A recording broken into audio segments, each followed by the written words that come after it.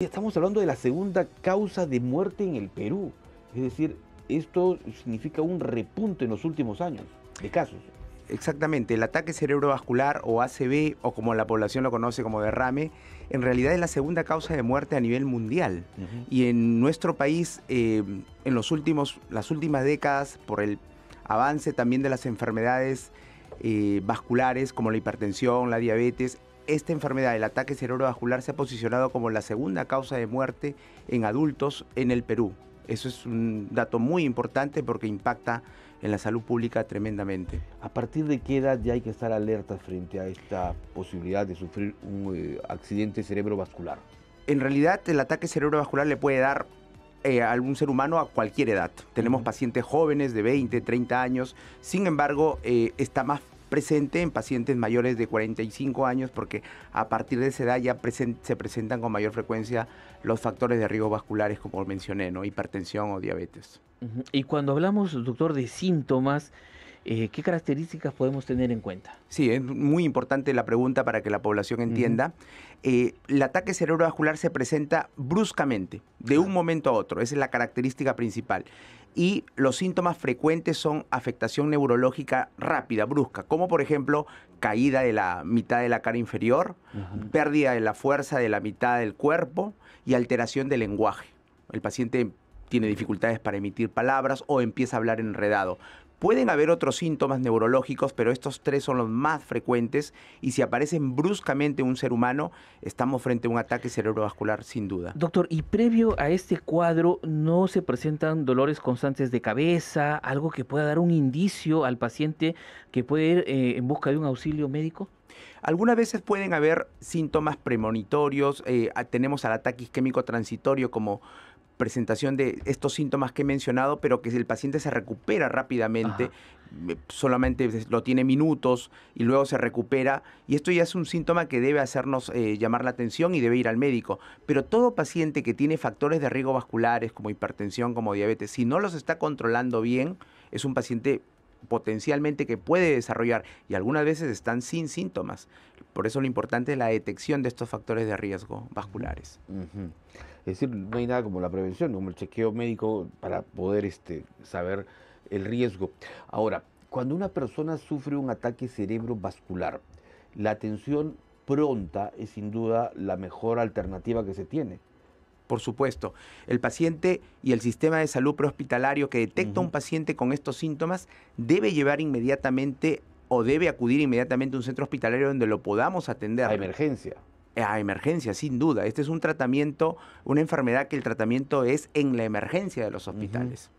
No podemos esperar, ¿no?, dejarlo en casa al paciente. El ACV no se queda en casa, debe ir rápidamente, y eso es lo que lamentablemente a veces la población de repente no lo toma como algo de emergencia y se quedan en casa pensando que de repente los síntomas van a mejorar. No, si los síntomas se presentan bruscamente, como he mencionado, el paciente debe ir a casa. ¿Los ACV tienen grados, digamos, con mayor intensidad y otros con menor intensidad? De hecho, que por la localización del ACV puede haber pacientes que tengan mayor severidad u otros menor severidad. Pero es importante distinguir que hay dos tipos de ACV.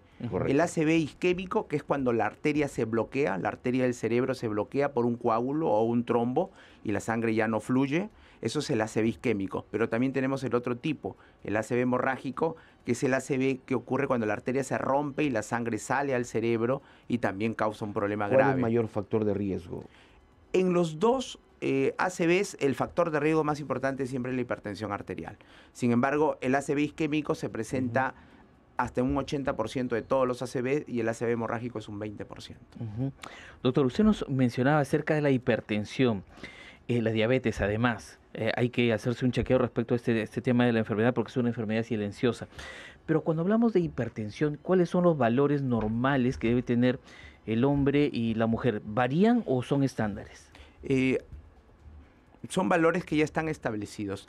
La presión arterial normal siempre debe ser menor de 130/80. Esto ya cada vez se tiende a dar valores menores. Ahora, un paciente con un valor de 140/90 en adelante ya es considerado hipertenso y debe tener un tratamiento. Y en el caso de la mujer es igual. Es igual. En el caso de la hipertensión es igual. Es igual, sí, es igual. Y digamos, si yo tengo un antecedente en familia, en casa, que mis padres, mis abuelos han tenido un ACV, un accidente cerebrovascular, ¿es posible que yo sea también un paciente de riesgo?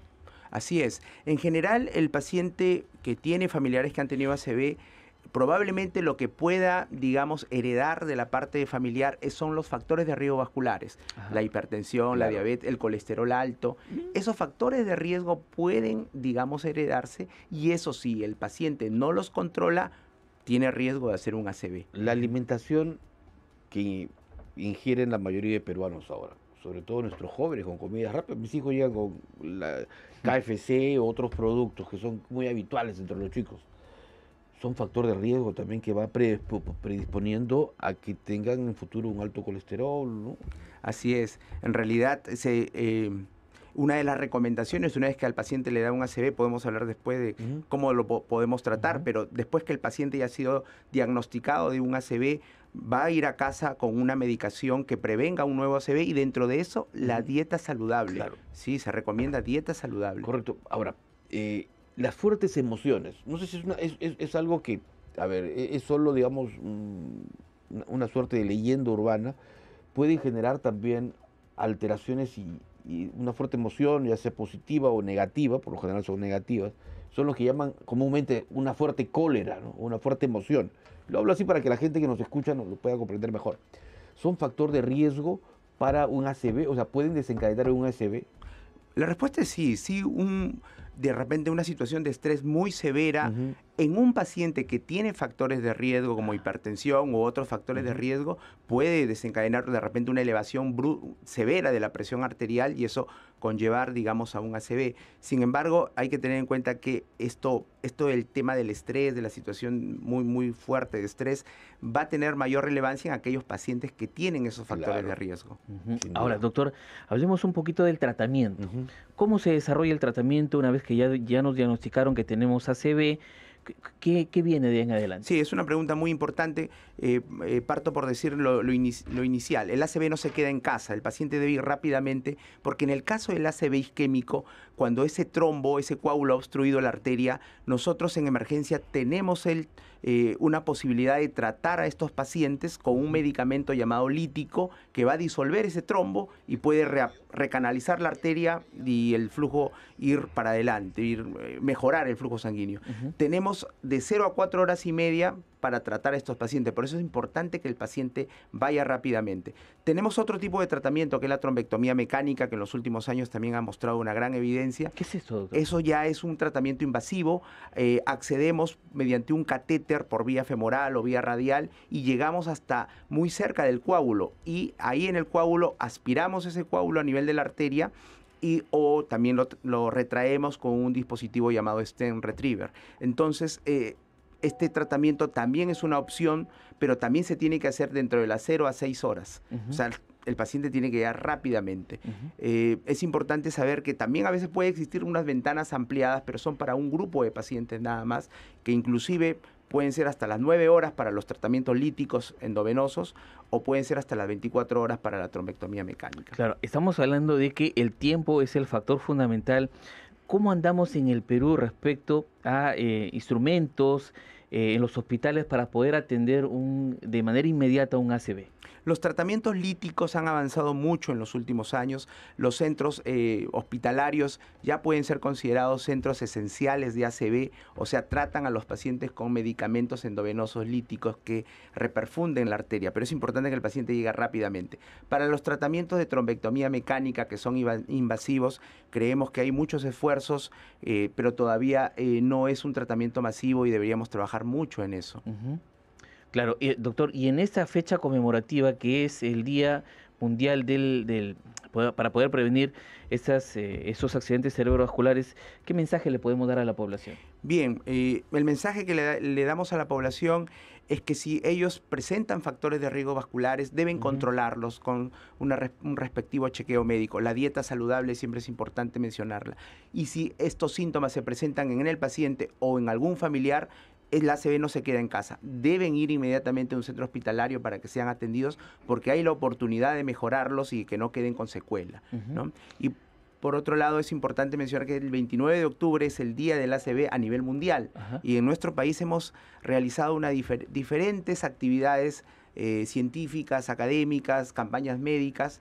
Por ejemplo, el día de mañana se va a inaugurar el Centro de Entrenamiento de ACV en la Universidad Científica del Sur. Va a ser una oportunidad importante para poder hacer entrenamiento a los colegas que vienen de otras partes de Lima. Y por otro lado, también hay campañas médicas, como por ejemplo este domingo habrá una campaña médica por mi hospital, el Instituto Nacional de Ciencias Neurológicas, por favor, para los pacientes. El horario, Va a ser ir? Pues, es abierto a todo Ya. el público, es una campaña médica que se va a realizar en el Parque de las Aguas. Aquí cerquita. Aquí cerca, O sea, se en la trasladan, mañana. ustedes traen el hospital para acá. Así es, y vamos a estar ahí brindando atención médica a los pacientes. Horario, por favor. En la mañana, Desde las 8, de las 9. 9 de la mañana hasta el mediodía. Correcto. Cualquier persona puede ir. Así es abierto a la que las personas vayan y puedan ser, digamos, beneficiarse de una atención. Que va a consistir en un chequeo. Sí, un chequeo médico, Ya. una atención por parte de los profesionales de salud del hospital y además también toma de medida de presión arterial y también talla, peso y todo eso. Perfecto. Muchas gracias al doctor Dani Barrientos, miembro de la Sociedad Peruana de Neurología, además secretario del capítulo de enfermedades cerebrovasculares. Muchas gracias por traernos su atención profesional y sus consejos prácticos hoy en día. Tenemos que prevenir definitivamente todo ese tipo de enfermedades y los accidentes cerebrovasculares no están exentos. Muchas gracias. Muchas gracias a ustedes. Buenos días.